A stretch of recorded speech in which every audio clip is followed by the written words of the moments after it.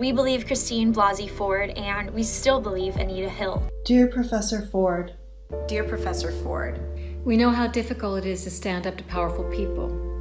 We want to thank you for publicly sharing your story of sexual violence. We applaud your courage in coming forward for the public good, and we will be with you as you face the inevitable backlash.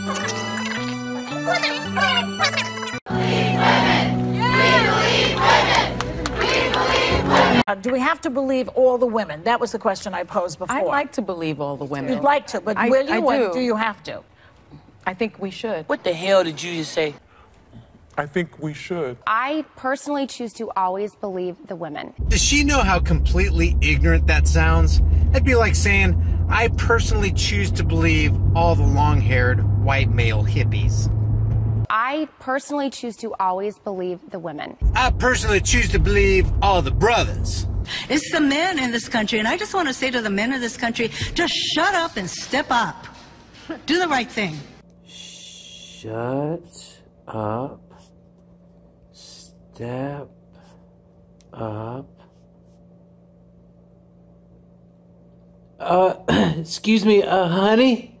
What was that third thing I was supposed to do? Do the right thing, you idiot! Oh, that's right. Okay. I'm gonna be a good man. I'm gonna be a good man. I'm gonna believe everything women say. Always. For everything. Believe women! We believe women!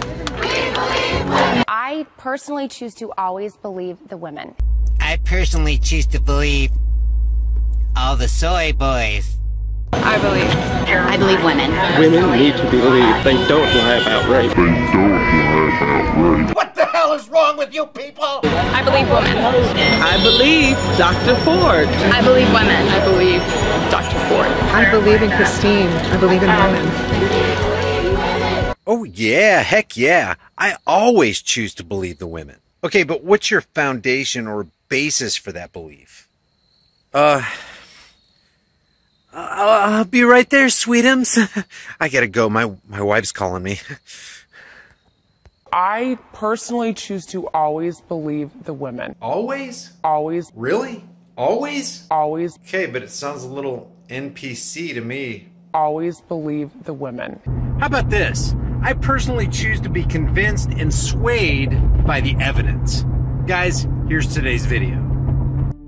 You can believe what you want. The goal of this video is not to tell you what you should or shouldn't believe. But I am telling you that if you choose to believe one person over another without weighing or even considering any evidence or questioning the lack of evidence, you're as nutty as a squirrel turd.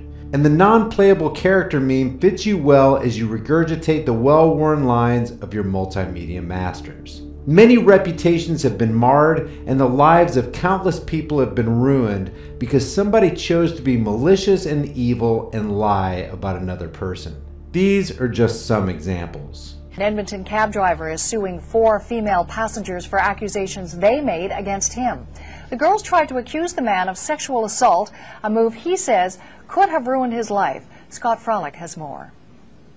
So owner Yesa actually had the camera hanging from his rear view mirror in his cab, had signs around the cab saying, "You are on camera, I am recording." Despite that, when the girls got into the cab outside a local bar, they started to want to smoke, which is illegal. So owner pointed that out and said, "You cannot light up, it'll be a $500 fine." There was some swear words thrown around. At that point, he got to the destination the girls wanted. It was a $13 fare.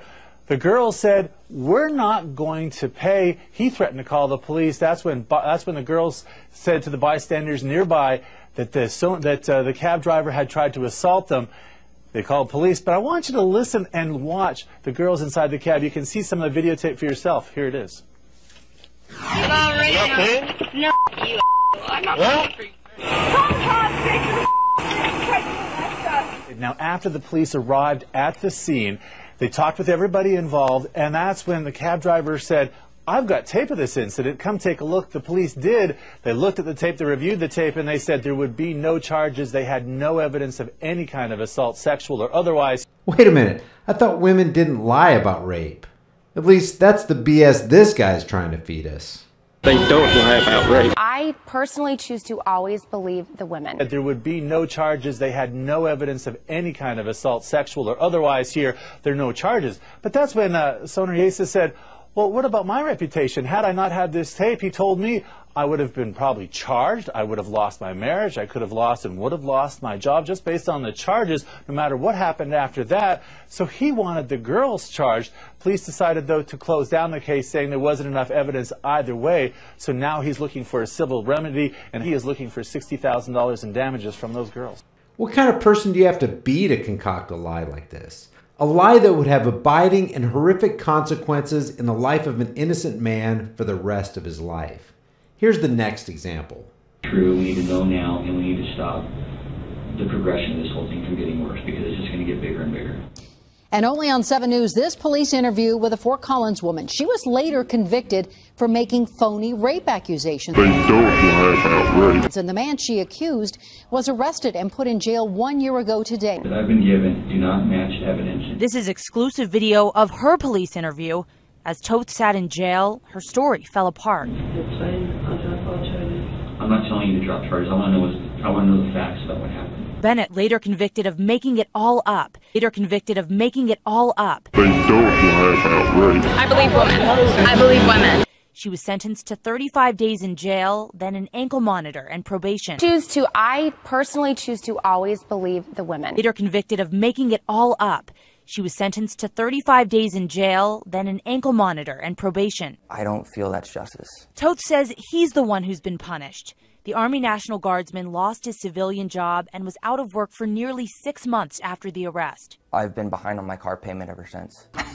He has his friends, but the emotional pain is still there. I feel like I'm incapable to actually trust a woman again. He says it's telling his story that's helping him heal. Giving me the opportunity to share it gives me the opportunity to clear my name, because I still feel like my name is not cleared. Courier is demanding an apology after he was wrongfully accused in the attack.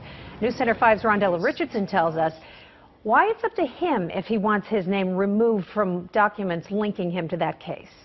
This could have been prevented. The 26-year-old tax accountant wrongfully accused would have to go to court to have charges expunged from his record, as Ross Courier is still waiting for a formal apology from law enforcement.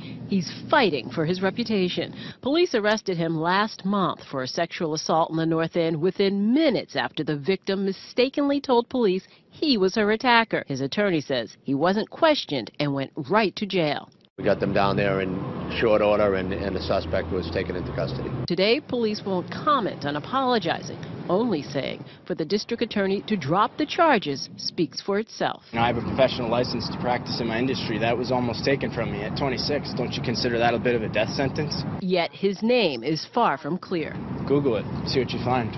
I never gave her the benefit of the doubt. If you looked at the evidence in its totality, it was clear from very early on in this case that this was indeed a bogus case. And Jane, I think both you and I can agree that all the charges should be dropped.